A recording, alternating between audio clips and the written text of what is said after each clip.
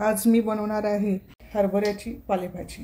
हरभऱ्याची पालेभाजी ह्या अशा पद्धतीची बाजारात आपल्याला मिळते आणि ती ह्या हिवाळा सीझनमध्येच आपल्याला खायला भेटते। शेतातून तोडून आणलेली आहे आणि हिरवीगार आहे आणि ह्या थंडीच्या सीझनमध्ये आवर्जून खावी हरभऱ्याची भाजी। कशी निवडायची हेही तुम्हाला दाखवते। तर ह्या ज्या छोट्या काड्या आहेत ह्याच फक्त आपल्याला तोडून घ्यायच्या आहेत आणि मधली जी निब्बर देठ हे आपल्याला बिलकुल घ्यायचं नाही, हे फेकून द्यायचं, कारण हे बिलकुल शिजत नाही। तर अशा पद्धतीने ही अशी निवडून घ्यायची आहे। ताजी ताजी तोडून आणलेली ही भाजी निवडून घेतलेली आहे। आता ही दोनदा पाण्याने स्वच्छ धुवून घेऊया। आता या मिक्सरच्या भांड्यामध्ये इथे 7 मिरच्या घेतलेल्या आहेत। तुम्हाला तिखट कमी असेल तर कमी करू शकता। 10 ते 15 लसूणच्या पाकळ्या घेतलेल्या आहेत। बारीक करून घ्यायचे, जास्त बारीक करायचं नाही, थोडंसं मोठं भरडं वाटून घ्यायचं आहे।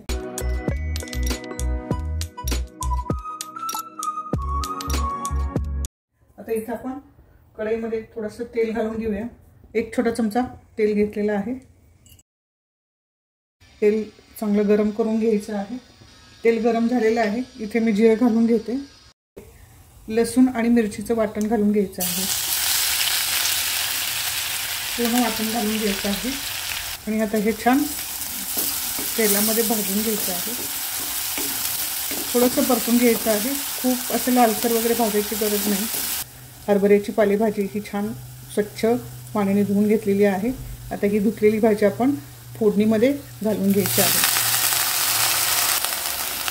आपण छान हलवून घेऊया।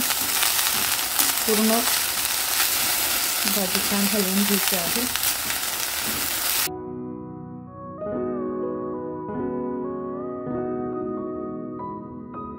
ही पालेभाजी चवीला थोडीशी आंबट लागते, तिखट आंबट अशी ही चव चांगली लागते भाजीची।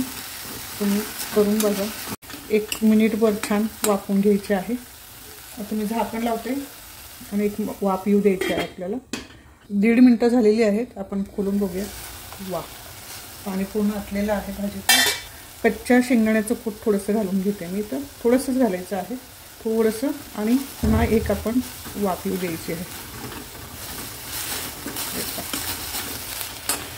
मस्त भाजीचा कलर सुद्धा बदललेला नाही, हिरवीगार अशीच आहे भाजी। तुम्ही बघू शकता। पाणी न टाकता एक वाफ येऊ द्यायची आहे आपल्याला, फक्त एक वाफ येऊ द्यायची। अर्धा मिनिट झालेलं आहे, खोलून बघूया। वा, छान वाफ येते। अर्धा चमचा मीठ घालून घेणार आहे, शेवटी मीठ घातलेलं आहे मी, आणि छान हलवून घ्यायचे आहे। वा, मस्त। आता ही बाजरीच्या भाकरीसोबत मी सर्व करणार आहे। इथे मी बाजरीची भाकरी केलेली आहे।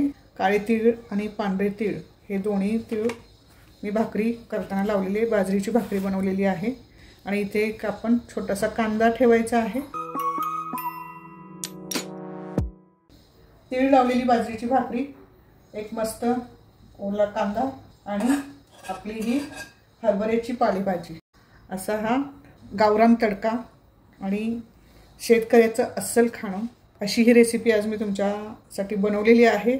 आणि माझ्या पद्धतीने अशी भाजी बनवून खा, तुम्हाला नक्की आवडेल। ही रेसिपी जर तुम्हाला आवडली असेल तर माझ्या व्हिडिओला लाईक करा, शेअर करा आणि कमेंटमध्ये जरूर लिहा तुम्हाला कशी वाटली ते।